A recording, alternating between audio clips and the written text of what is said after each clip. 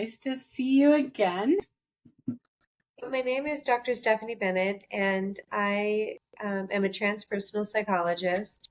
And that just basically means I take a across the human being approach. So we consider the body, the mind, the soul, and the spirit, instead of just looking at behavior. So that's a big word, but that's basically what it means. People in that field also call themselves spiritual psychologists and or depth psychologists, but that's basically what it means. What kind of background, like education-wise, is Transpersonal psychology? Transpersonal psychology. What kind of education background is that? So basically, I studied dreams, and Stanley Krippner was one of my professors in that field, and he is a giant in that field. Many people will know his name.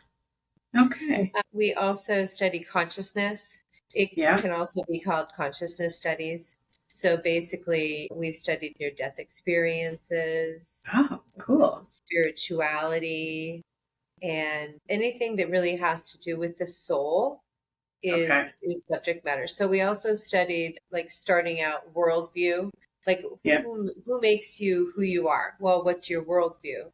Everyone has, a different perspective, and what does that mean to you? So we studied perspectives is another way. Okay.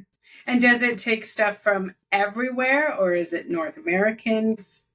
We took the school that I went to, which is called Sophia University, which is a giant in its field. It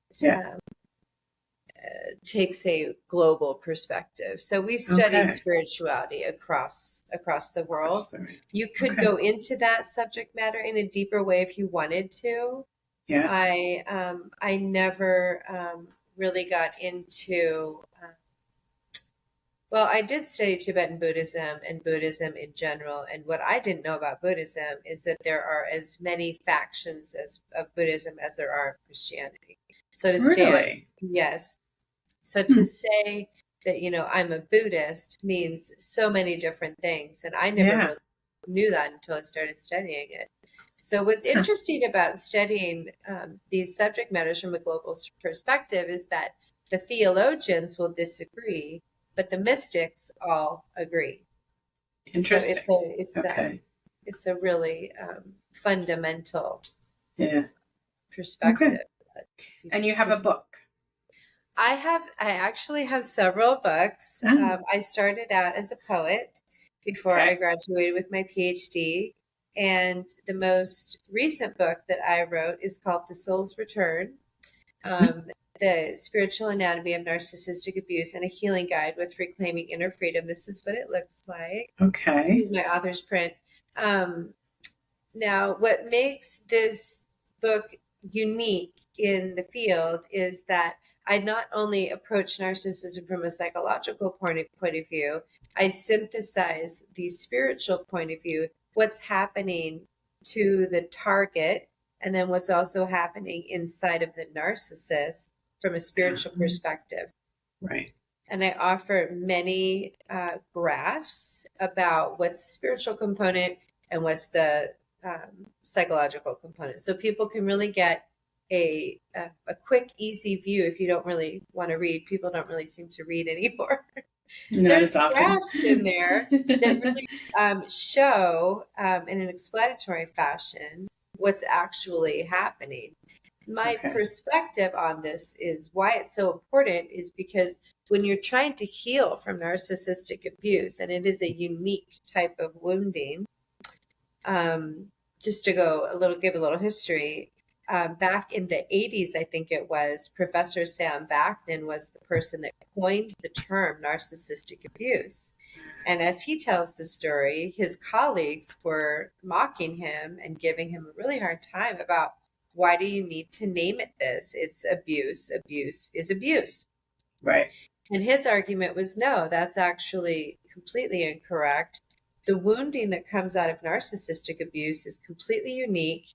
And because it's so unique, it requires a unique understanding and then also healing component. So I take the similar vantage point, which is not only is it a unique type of wounding, but unless you understand what has happened to you from a spiritual perspective, you can't heal all the way. There's no true healing. You can heal some, but a lot of it is done at a psychological level. And what you're not addressing is the soul spiritual level when you're healing from this wound. So I explain that in great detail of what that actually means, what it looks like, and how to heal. And so it's not just a book, it's a healing guide as well. And the healing components are written throughout the book. So you don't read the book and then do the healing at the end. You're reading the book and doing the healing component as you go. Okay. Now, I'm curious, you don't have to answer this, but what led you into being interested in narcissistic abuse? Well, it's a personal story. Yes.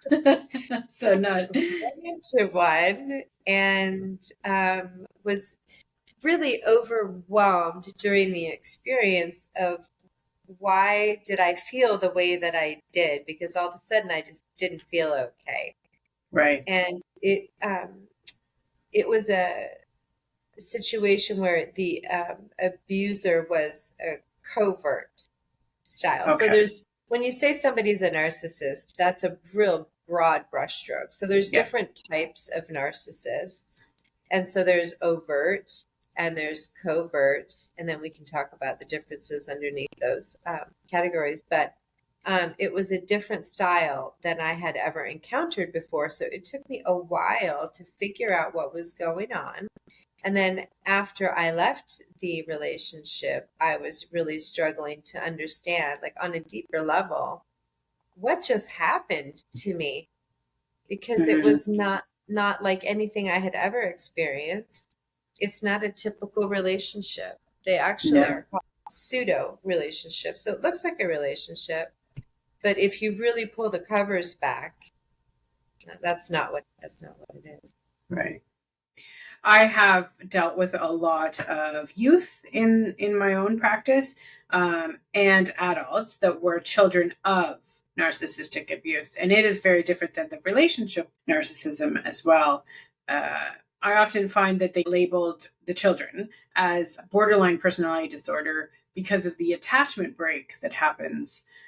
But I guess as adults, when we get involved with someone in a relationship who is a narcissist, it's our relationship style, our attachment style is already present. I don't know if I'm coming up with a question here, but it's just kind of resonating with me when I think of the children of, and how different that looks than the ones who get hurt in the adult relationships with attachment. I don't know if you want to speak to that, but that's interesting. I think a lot of times when we use these words, basically they're trauma responses. Yeah. And Sam Backman says that borderline personality disordered people are failed narcissists. Just a fascinating framing. Interesting. They didn't quite get it right. Yeah. So you have to kind of ponder that one for a while. I'm really fascinated by that perspective. Yeah. To me, it's all attachment. It all kind of goes back to the attachment. And with borderline, they always feel empty. Whereas histrionic, it's everybody else's fault. Narcissist, it doesn't matter because only I exist. That kind of thing. Narcissist also loves the blame game. So it's never their quote fault. There's no accountability there. Right. Yeah. What do you feel, how do you connect, because I'm all about somatic with emotion, with the thoughts to heal the body, which heals the spirit. How do you connect kind of holistically all of our parts? That's a great question. I honestly think too that unless you incorporate the body in the healing modality, you're not going to get there all the way. So it's really important to weave the body, the mind, and the spirit together when you're healing. So, one concept that I really learned when I was in my PhD program was that talk therapy just doesn't work. And No. why is that? It's because talking is therapeutic. It absolutely is an essential component in healing. But unless you involve the body and the soul as well, you're not going to complete the journey. And really, if you take a broad perspective on healing from trauma, what is that from a karmic perspective? What does that really mean? Well, it's a forced initiation. And so if you don't frame it that way, you're going to get stuck in the why me inside of a talk therapy box, and you're going to end up looping. So I really like to bring ritual, soulful practices into the healing component. So what that looks like is, you can, ask your body, where do I feel safe, and bond with that. It can look like tapping. It can look like energy medicine that, uses therapeutic touch. It can also mean lighting a candle and doing a body meditation. Chanting is also a really wonderful way to come back into the body. When we're saying that, Yeah. the body is fully present in the now. Right. But Bessel van der Kolk wrote a book called The Body Keeps the Score, and that's one of the best books ever written on this subject. And Yeah. the idea there, his thesis, is that in order to heal, your mind has to be in a place of feeling like you are yourself. Well, that means something different to everybody. For you, it might be painting. You lose Right. yourself in the flow. For me, it might be running. It could be singing. It could be any number of things. But the idea is that where do you feel most at home in your soul? Where do you lose time? Where do you become free in that flow state?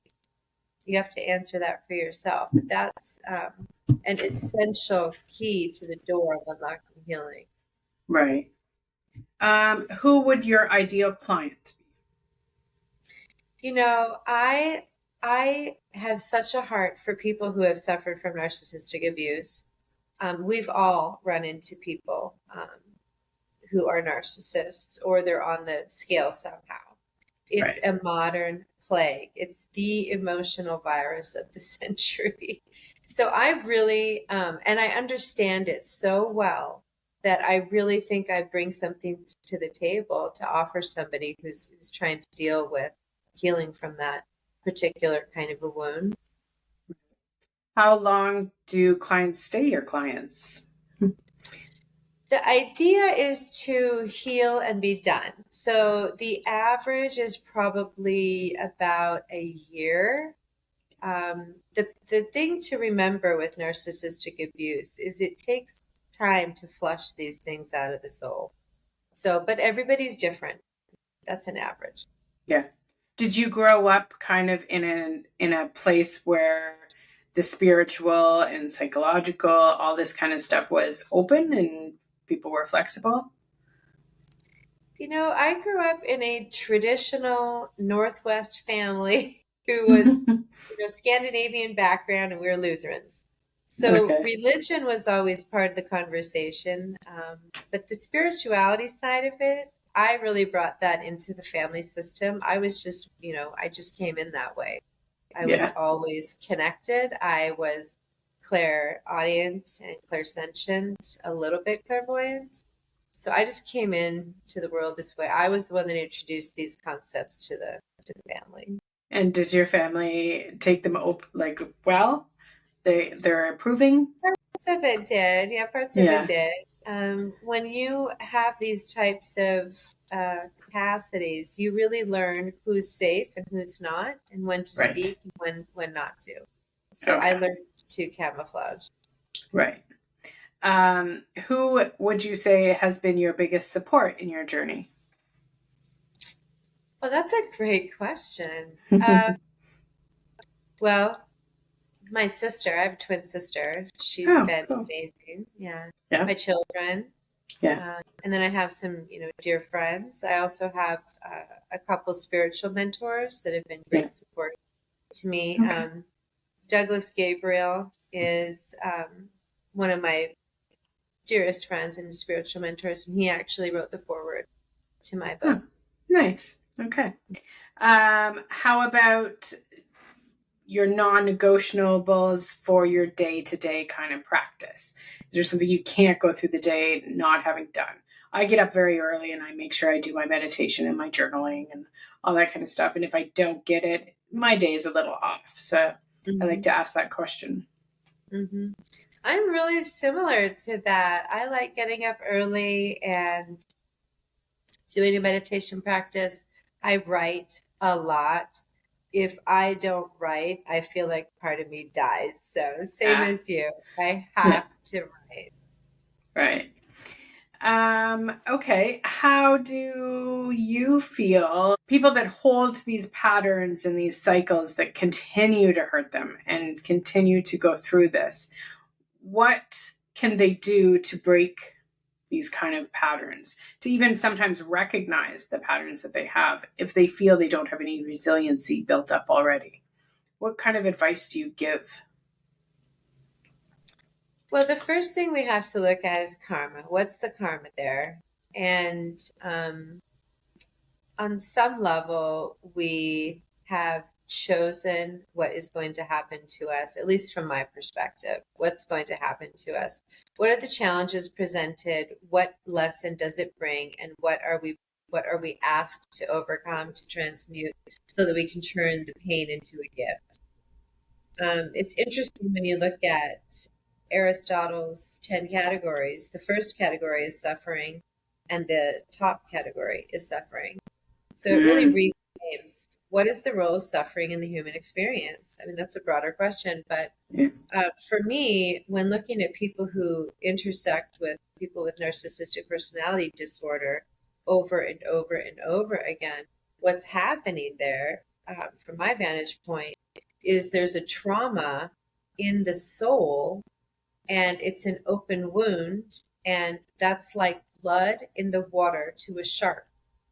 So yeah, energetically, you're going to draw somebody to address that wound again, because life is still asking you to heal it, salve it.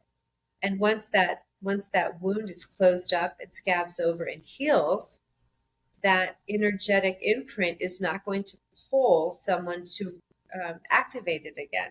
It's asking you to actually heal it once and for all. Now, yeah, that might feel cold to some people, but we're talking about energy. And how does energy work? You are not born to suffer. You're not a victim. You are a target. So you have to right. take the time to step back and really ask yourself, what is it in my experience that is still sending out signals that I need this lesson? Mm. It's kind of like the law of resonance or cause and effect. What we put out, we Yeah, get back. Yeah. yeah. And it Okay. really asks of us to be discerning and to look Right. at ourselves not with a hot or cold mentality, Mm-hmm. sympathy or antipathy, but to stand in the middle and really try to be discerning about it. I asked myself the same question because in my life, I had relationship with an covert or an overt narcissist, and then years later, I met an overt or covert narcissist. So in my experience, I didn't recognize it when I saw it because it was not similar experience Mm. at all. Can you So why? explain the difference? Yes. So when you're dealing with types of narcissism, there's two main categories. One is a overt, which is a grandiose type narcissist. These are the people that walk in the room and they want everyone to notice them. They Right. are the life of the party. They're loud. They are in your face. They are very engaging. They want the spotlight on them, and when it's not on them, they're very uncomfortable. So they're Right. garnering supply through the mechanics of look at me. Mm. engage with me, notice me. The Um, politicians. a lot of politicians that Yeah. are, yeah, these are the people, like for me, um, a lot of the celebrities Mm, are, they fall under this category. right. So, and a covert narcissist, it can also be called a vulnerable narcissist. These are the people who are softer in approach. You don't necessarily notice. They don't hit you over the head with their narcissism. Everything is far more subtle. Mhm. The signs are all there, but unless you know how to read the cards, you're probably going to engage for a while and just think, oh, gee, that was kind of funny, until it accelerates in pace and severity, which it always does in these types of relationships. The other thing to really note about narcissists is that there are cerebral narcissists and somatic narcissists. Okay. And no person is, there's no typecasting. You're not always one type. There is a, and there's a flow that goes to which type the person is occupying at that moment in time, and Hmm. it has to do with the cycle that they're on. Narcissists run on a cycle very similar to um, manic depressive. A lot of Okay. narcissists are misdiagnosed as manic depressive because they run Oh. on a very similar cycle. They also end up having, breaks, which are basically breaks in their narcissistic supply, but it could look like a psychotic break or a depressive episode or even a manic episode. Mm. So that's really important for people to be aware of, because if you're dealing with somebody with manic depressive, you're going to have a different response than somebody with narcissistic personality disorder. And do you believe they can heal? Well, I believe that healing is always possible. However, True. considering the spiritual plague that is involved with the final stages of narcissistic personality disorder, it's very, very difficult. And healing is always possible with that caveat. And Right. the research shows that people, generally speaking, do not heal from this. Yeah. Do you see more of one kind than the other? Well, or I guess statistically speaking, would you think there is more like covert or overt types? That's a good question, and I don't know the answer to that Okay. offhand. I guess my guess would be they're about split down the middle, but I'd Yeah. have to do some Okay. research to figure out what that. What are some signs to kind of watch for the women that are dating? Mm. This is such a great topic. There are so many. There are so many things that we can do to be careful.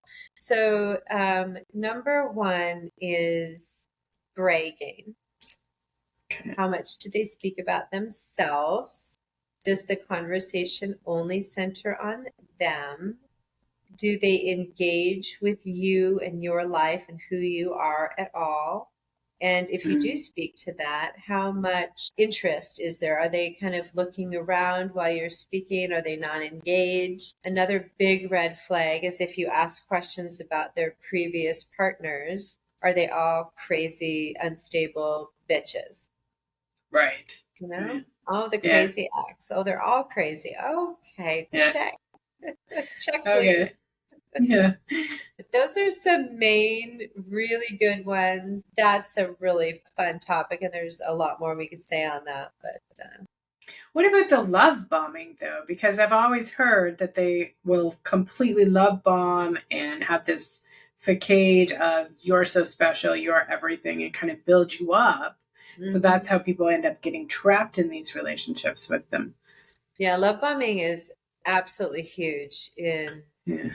You have to really watch out for that piece, Mm. because, and with the covert and the overt, it generally happens in a little bit different, it looks different.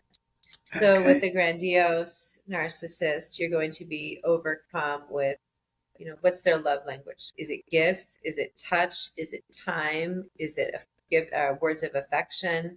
Like how are they love bombing? Because how they're love bombing really speaks to which style narcissist they are as well.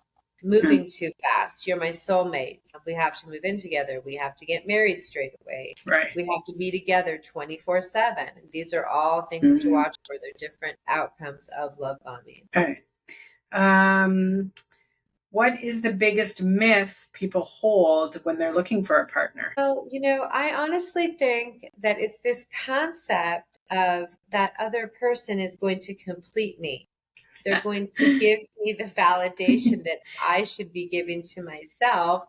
And you are putting them on a pedestal that they shouldn't be on. You should be on that pedestal, granting yourself these things. You should be self-sufficient. You Right. should be validating yourself. You should be giving yourself joy. I mean, these are all things that we need to give ourselves. So a lot of times when these people come in, let me do this for you. Let me support you financially. Move in with me. You can be in the house. And these end up becoming weapons. They're weaponized. So be careful the gifts that you choose to accept, or at least go in with your eyes wide open that, these may become weapons in the future. They're not just generous acts of kindness. Now, that can happen too, but not with narcissistic personality disordered people. It will always become a weapon. Right. Do you get a lot of clients? Because I work with a lot of ADHD. Do you get a lot of clients that are neurodivergent or ADHD, and do they handle things differently, or do you handle things differently with them? For me, I don't really see a grand rate of that in my practice. So Yeah. that just Okay. happens to be who came. Okay. What message would you give to the world if you could? Mm-hmm. Love is always the answer. And that seems simple on its face. But if you really step back and you look at what is love, love is returning to the homeland. Love is embodying something greater than yourself. It is bringing something bigger than your own personal, individual experience to the table. It is the universal self. Beautiful. How long have you been a doctor, first of all? How long have you been practicing? I graduated with my PhD in, I think it was 2020 or 21. Mm-hmm. So relatively new. But my background, I have a lifelong study of spiritual science and mystical and esoteric studies. Yeah. And so the PhD was a research project that I did on Hmm. parental alienation, mothers Ah. who have lost their children. And for me, that is a really important topic because when I did my project, there was no literature to date on the subject. No. Most of the literature revolved around the children, obviously, and then also fathers. Well, for me, the mother wound is an especially important topic because the mother-child bond is so special. And so I was trying to really understand what that looked like. So it was a qualitative study. I only had 9 participants. And the first component of the study was, deep research on what that experience was for each of these 9 participants to lose access to their children or child in some cases. And Right. the middle piece to the study was a healing study. So each participant was assigned a healing worker, distant healing worker, energy worker, and there were different types of modalities that the healers utilized. And then the second half of the study was a follow-up. What were the outcomes of the healing? And most of the mothers were in some way, shape, or fashion reunited with their child. Oh, So it was wow. a remarkable Yeah. experience, not only for me, but for these mothers. Their lives Mm. were completely changed. And So I'm, did one healing modality over the others kind of? that would take a deeper research project to really dive Yeah. into that. But generally speaking, the research shows that it doesn't really matter what the modality is. Mhm. It's all energy. Yeah, it is. Everything is energy. But there was my dissertation chair was trying to push me into doing a further study to answer just that question. Yeah. And I was applying to different programs, fellowship programs to do that work. And it just didn't, that wasn't the path that I took. Right. Okay. That's very interesting, though. I love that. Especially from the take of the mother who's lost the child, because a lot of times as society, we only consider the children. What about the take on social media, like TikTok and Instagram, and how it's played on either the victim or the narcissist in the relationships? Well, to answer that question, post breakup, social media is also weaponized. And, Mm-hmm. because a lot of times I'll speak about, women's experience because that's, my lens, but it happens both ways. A lot of times when you break up with a narcissist, you go on their social media and they're, in love with a new person and everything's perfect and they're taking that trip that you were always promised. And what it looks like from a 2D perspective is that new person is getting everything you were told you were going to get, but you were so awful and terrible that you never got it. So now a wonderful person has come along, because you're not Yeah. wonderful, and you're Right. getting all of your dreams manifested for them. So we have to be really careful about appearances. The Yeah. narcissist is engaging in that on purpose as a means to harm you. So you Right. cannot just believe what you see online. Right. So true. And a lot of the word narcissist gets thrown around too. I just had this conversation the other day with a friend of mine saying, you know, all the women that are dating out there, they're like, oh, he's a narcissist. He's a narcissist just because he's not into them. Or, so sometimes it's also getting a very bad, like, everybody's using the word like serial these days kind of thing. And it's a very male focused, where I have met a lot of women that were also narcissistic. So social media kind of plays into that, I find too.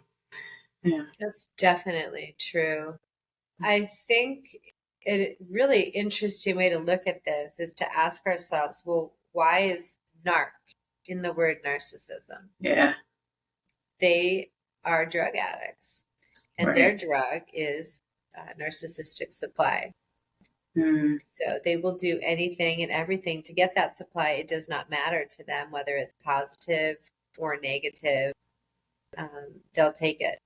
And Right. so the key way to handle that is indifference. If you're on that part of your journey, to disengage completely, Right. that's your best choice. Always the best choice. Um, Talk a little bit about uh, survival to growth. So, how to get out of that kind of I'm a victim mentality, because that's huge when you've been in an abusive relationship of any kind, into the I'm surviving and then thriving. How do you see that? Mm-hmm.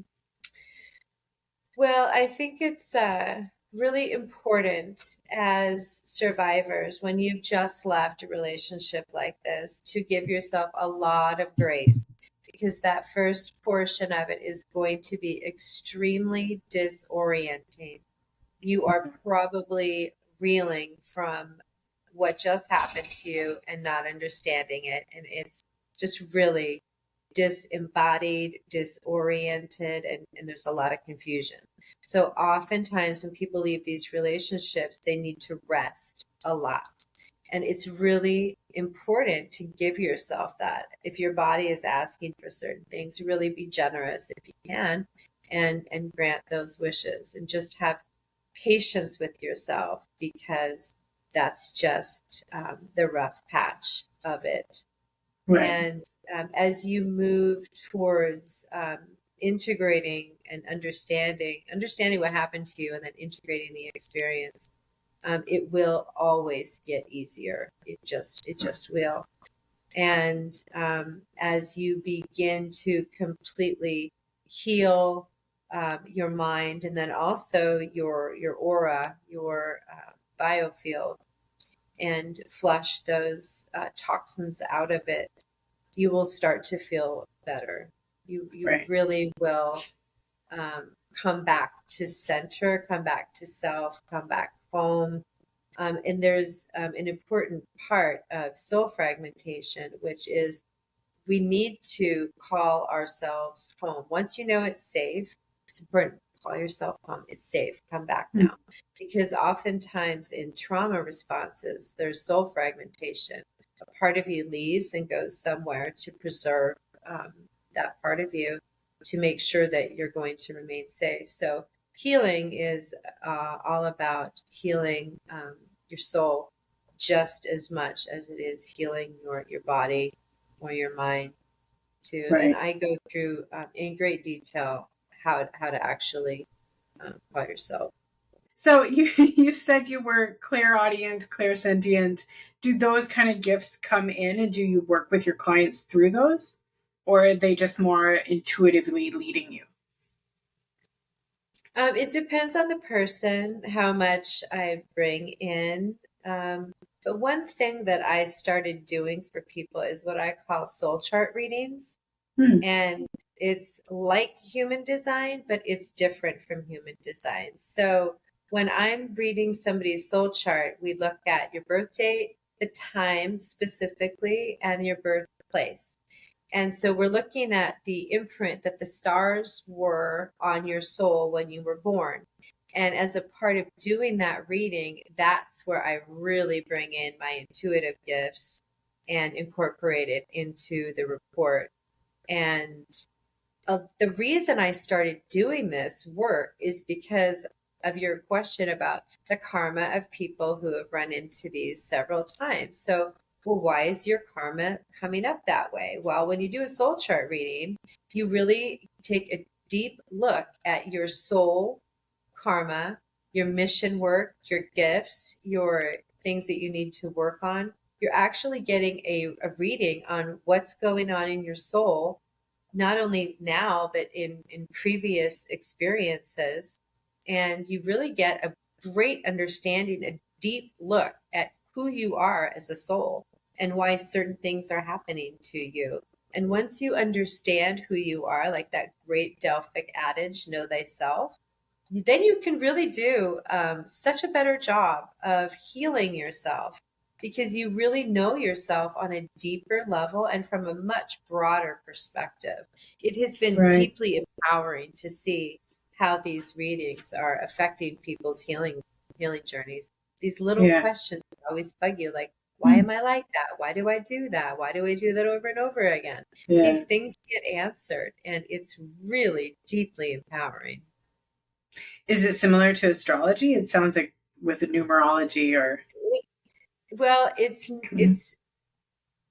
more of an astrosophy. So it's looking at the Okay. imprint of the stars on your body, but it's not mechanistic. So it's Okay. not stringent in terms of um, astrology can mean a lot of things. So Right. there's high level astrology, there's different types of astrology. But this pulls more towards from a spiritual scientific lens of astrosophy. Okay. Um, how do you help people to create new healthy boundaries? Oh, I love this. I call boundaries beautiful little white picket fences. Oh. I find that when you're erecting new boundaries, it's really important to write them down Hmm. and decide for yourself, okay, what's the priority here? Okay. And then also just practicing. Start with one, start where it doesn't really matter, but just erect that boundary Yeah. and watch how toxicity flushes itself out of your life naturally. These people will just not want to engage with you because a lot of toxicity feeds on the energetic pull of the toxic engagement. So if you're not offering a toxic engagement, there's nothing there to loosh off of.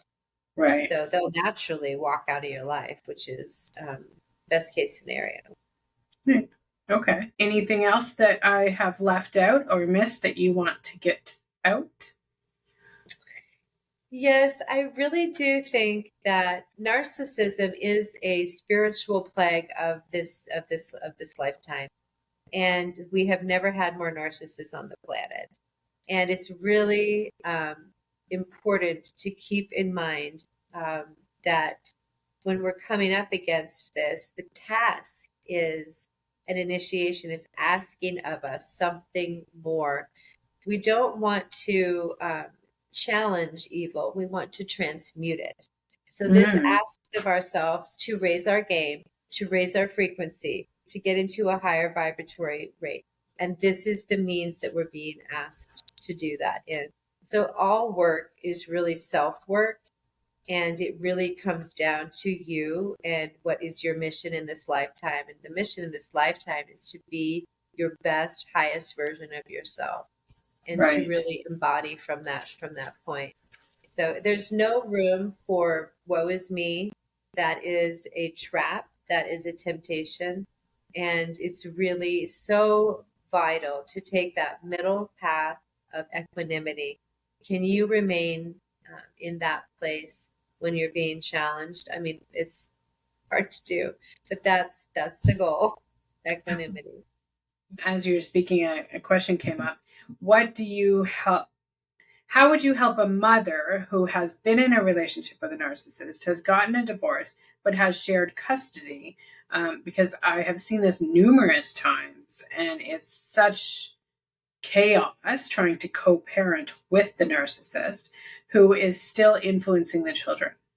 And they're coming back, and it's chaos for a few days until they kind of self-regulate, or it's not ever self-regulated because the dad is still calling, or I guess it could be the mom, in those kind of co-parenting situations where they have set the healthy boundaries for themselves, but they're still having to deal with it with their children. Mm-hmm.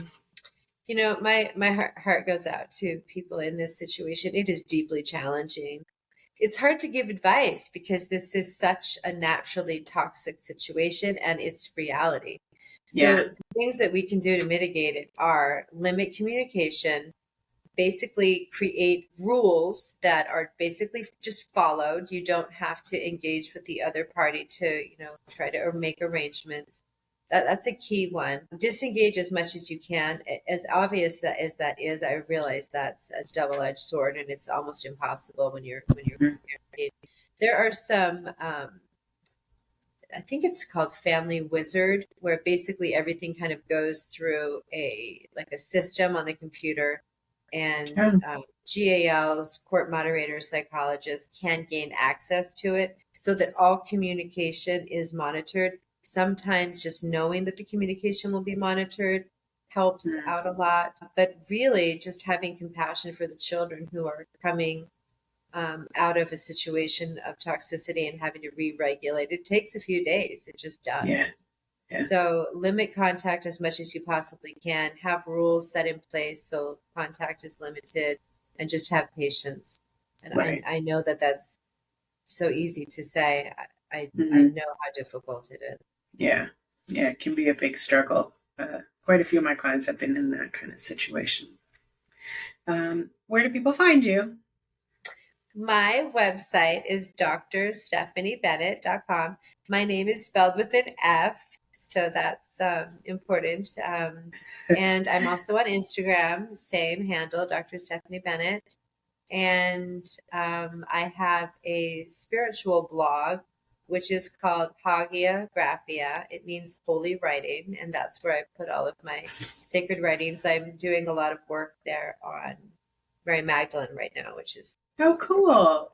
Yeah, that is very popular right now.